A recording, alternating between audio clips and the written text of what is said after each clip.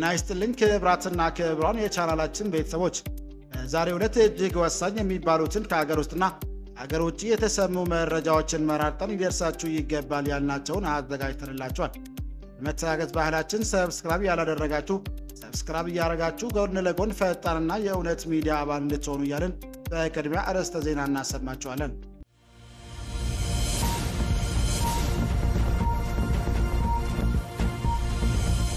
ጥንታዊቷ ደብረ ታቦር ከተማ ዓመታት ወደ ኋላ መልሷታል የተባለው ያልተነገረ ውድመት ደርሶባታል።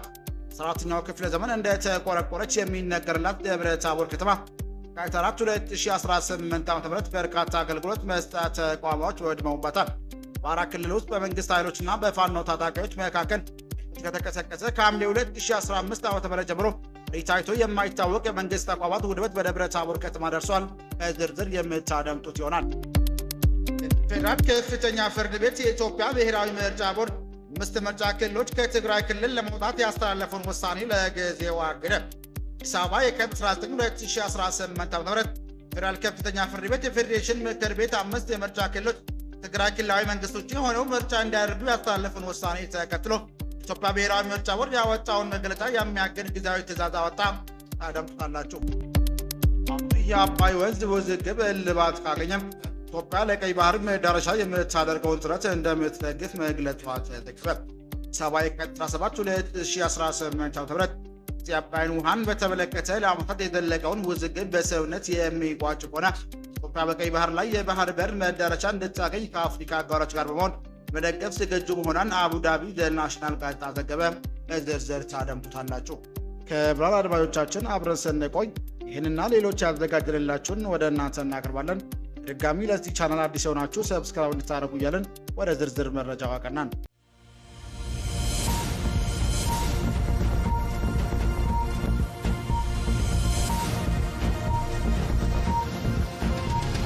ጥንታዊቷ ደብረ ታቦር ከተማ ለዓመታት ወደ ኋላ መልሷታል የተባለው ያልተነገረ ውድመት ደርሶባታል።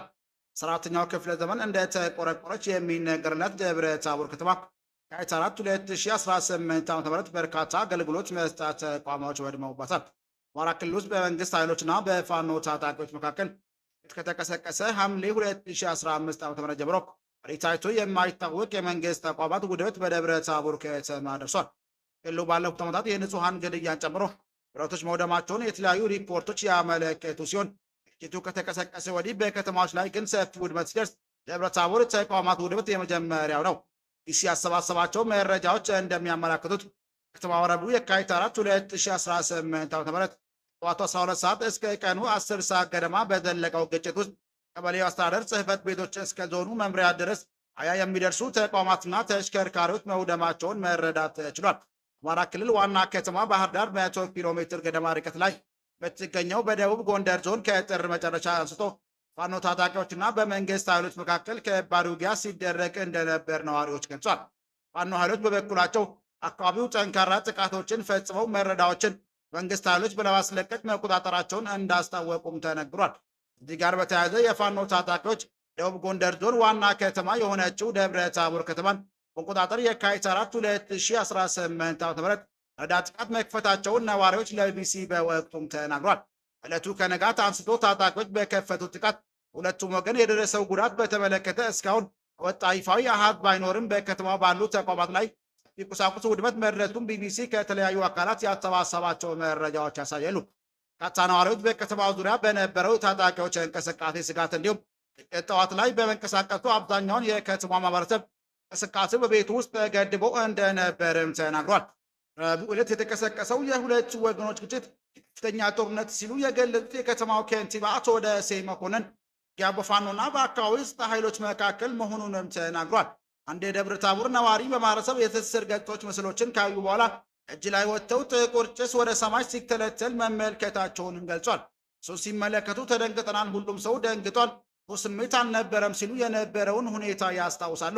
ሌላ ነዋሪ በከተማው ዳርቻ ላይ የሚገኙ ተቋማት ቀኑን ሙሉ ሲቃጠሉ እንደነበርም ተናግሯል። ሌላ ነዋሪ ደግሞ 2 ፖሊስ ጣቢያዎችን ጨምሮ 5 የመንግስት ተቋማት ሙሉ በሙሉ አመድ ሆነው መውደማቸውን በአይናቸው እንዳዩ ለቢሲ ተናግሯል። ቢሲ ከሌሎች ነዋሪዎችና ከከተማው አስተዳደር ባገኘው መረጃ 4 የመንግስታት መዋቅር ስር የሚገኙ ተቋማት፣ አምቡላንሶች፣ ተሽከርካሪዎች፣ ማሽኖችና ሰነዶችን ጨምሮ የቢሮ መገልገያ ቁሳቁሶች ቃጠሎ ሰለባ መሆናቸውን መገንዘብ ተችሏል ብሏል። ደቡብ ጎንደር ዞን ለወረዳዎች የሚከፋፈል መድኃኒት ማከማቻ ያለው ጤና መምሪያና በጣሊያን የወረዳ ጊዜ የተገነቡ የዞኑ መሬት ሲቪል ሰርቪስ እና ፖሊስ መምሪያዎች ጨምሮ 6 ቢሮዎች መቃጠላቸውን እማኞች ተናግሯል።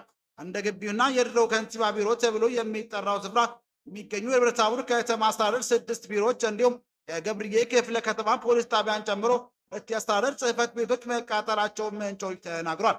ደብረ ታቦር በዙሪያው ያሉ ቀበሌዎችን በወረዳነት ያቀፈው የፋርጣ ወረዳ ዋና መቀመጫ ሲሆን የወረዳ ፖሊስ ጣቢያና ገቢዎች ቢሮውን ጨምሮ አጠቃላይ 4 ተቋማትና በርካታ ተሽከርካሪዎች መውደማቸውን ቢቢሲ ተረድቷል። የወረዳ ዙሪያ የሚገኙ የግለሰብ ቤቶችን መቃጠላቸውን ነዋሪዎች ሲናገሩ የከተማው ከንቲባ አቶ ደሴ መኮንን 4 የግለሰብ ቤቶች መቃጠላቸውን ለቢቢሲ ተናግሯል። ነዋሪ ማንነታቸው መግለጽ ያልፈለጉትን መንግስት የስራ ኃላፊ የመኖሪያ ቤት እንዲሁም ዞን መጠለያ የተባለ እንግዳ ማረፊያ መቃጠሉን ተጠቁሟል። ደብረ ታቦር ከተማ ከንቲባ አቶ ደሴ ውድመቱን አሳዛኝና የማይጠበቅ ብለውታል። ባድ ጉዳት ነው የደረሰው። ማህበረሰቡ አገልግሎት የሚያገኝባቸው ቦታዎች ናቸው። ፋይናንስም፣ ፖሊስም፣ ሚሊሻም የማህበረሰቡ ጥሩ ስሜት የለውም። ምክንያቱም የማህበረሰቡ ሰነዶ የጠፋው የተቃጠለው የመረበሽ ስሜት አለ ሲሉ አንድ ነዋሪ ስለ ውድመቱም ተናግሯል። ነዋሪ በበኩላቸው ውድመቱን አሳዛኝና አሳፋሪ ብለው የገለጹ ሲሆን ባድ መሳሪያዎች ጥቅም ላይ ቢውል ኖሮ ከዚህ የከፋ ውድመት ይከሰት ነበር ብለዋል።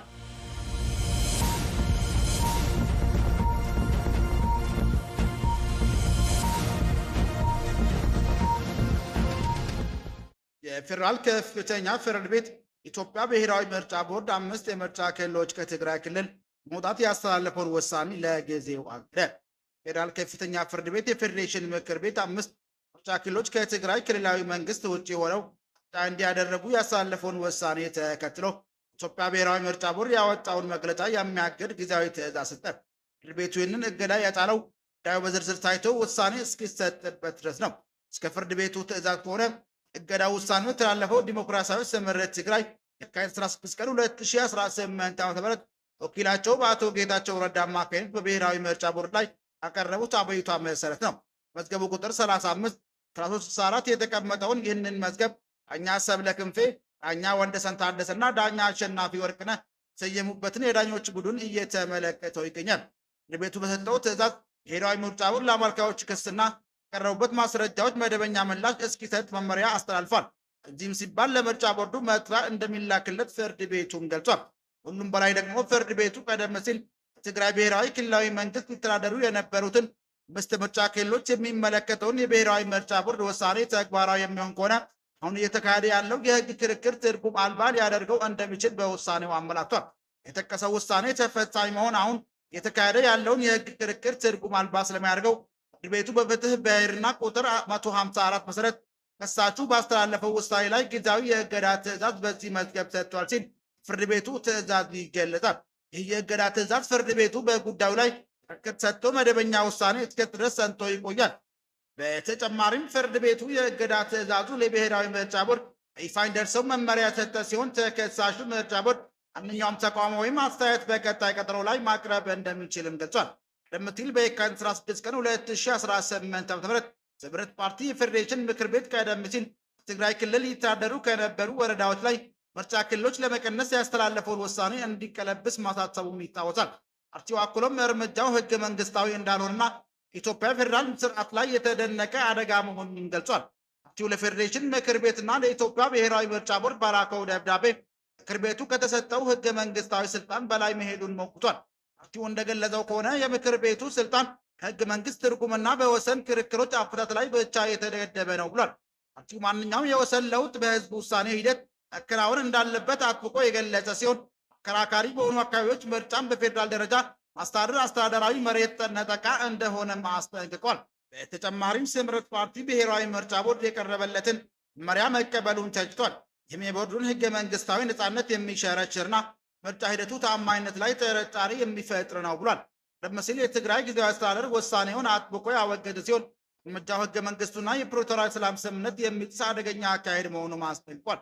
ተመሳሳይ የካቲት 17 ቀን 2018 ዓ.ም ትግራይ ጊዜያዊ አስተዳደር ካቢኔ የኢትዮጵያ ብሔራዊ ምርጫ ቦርድ ያሳለፈውን ውሳኔ ተከታታይ መግለጫ አጥብቆ አውግዟል። ካቢኔው ቦርዱን ህገ መንግስቱን ጥሷል ሲል የከሰሰ ሲሆን ፌዴሬሽን ምክር ቤት መመሪያ መሰረት የትግራይ ግዛቶች መገንጠል ክልሎች ለማፍረስ በማሴር ላይ ይገኛል ብሏል።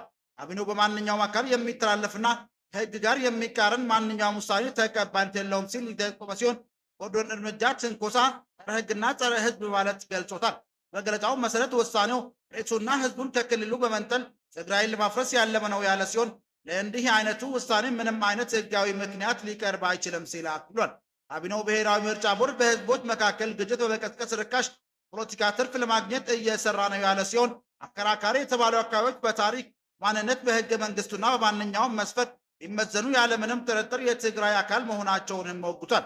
አክሎም እነዚህ አካባቢዎች የመንግስት የህግ ማስከበር ጦርነት ወቅት ቢሆን በመንግስት መጀመሪያ ትርክት ውስጥ ተካተው አያውቁም ሲልም ገልጿል።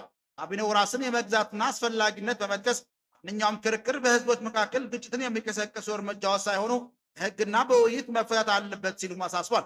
ካቢኔው በቀጥታ ለአማራ ህዝብ ጥሪ ያቀረበ ሲሆን ጎረቤቶቻችን ከወንድሞቻችን ከአማራ ህዝብ ጋር ያሉ ልዩነት በህጋዊ መንገድ በውይይትና በጋራ መግባባት መፈታት እንዳለባቸው ገልጿል። ተጨማሪም የአማራ ህዝብ ተጨማሪ ግጭትና ጦርነት ግብዳ የሆነውን ይህን ህገ ወጥ ውሳኔ እንዲቃወምም ጥሪ አቅርቧል። ካቢኔው ሰላም ሁልጊዜም ቢሆን የትግራይ ህዝብ ምርጫ መሆኑን በድጋሚ በማረጋገጥ ታማኝነት ያለው ምርጫ ሊካሄድ የሚችለው ይዘው ያሉ አካባቢዎች ነፃ ሲወጡ፣ ተፈናቃዮቻችን፣ ስደተኞች ሲመለሱ እንዲሁም በላው ክልል ሰላም ሲሰፍን ብቻ መሆኑን አሳስቧል። የተመረጡ ትግራይ ግዛቶች በፈቃድ አሳልፎ መስጠት በህግና በታሪክ የሚያስጠይቅ ተግባር ነው ሲልም አስጠንቅቀዋል።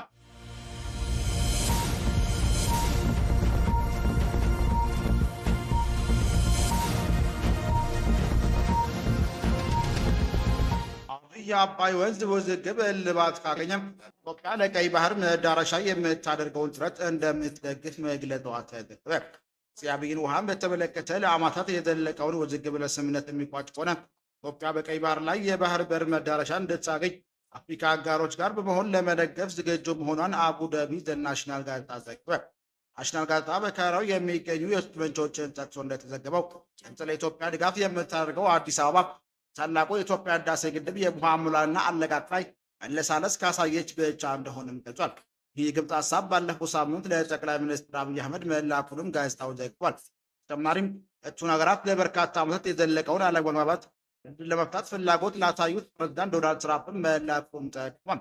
ኢትዮጵያ ያቀረበላትን ሀሳብ ውድቅ ካደረገች በሱዳን፣ በሶማሊያና በጅቡቲ ያላትን ፖለቲካዊና ወታደራዊ ተጽዕኖ እንዲሁም በቀይ ባህር ደቡባዊ ክፍል ያላትን የባህር ኃይል መገኘት በመጠቀም ኢትዮጵያ በእነዚህ ሀገራት መደቦች የምታገኘውን አገልግሎት ልትገድብ ትችላለች የሚል ስጋት መኖሩን ዘገባው ተመላክቷል።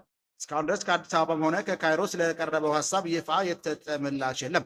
ሚኒስትር አብይ አህመድ ሰሞኑን ፕሬዝዳንት ረጂብ ጠይብ ኤርዶዋን ጋር በነበራቸው ጋዜጣዊ መግለጫ የባህር በር ማግኘት ለኢትዮጵያ ኢኮኖሚ ህልውና ወሳኝ መሆኑን በድጋሚ አረጋግጧል። ሚኒስትሩ 30 ሚሊዮን በላይ ህዝብ ያላት የሀገር ባህር በር ተከልክላ የጂኦግራፊ እስረኛ ሆና ከቀጠለች ለግታችን ዘላቂነት ሊረጋገጥ አይችልም ብሏል። ሆኖም ወዳጅ ሀገራት ኢትዮጵያ በሰላማዊ መንገድ የባህር በር ለማግኘት ብታደርገውን ጥረት ገንቢ ሚና ሊጫወቱ የሚችሉበትን ጉዳይ ላይ ቱርክ መሪ ጋር መወያየታቸውም ተናግሯል።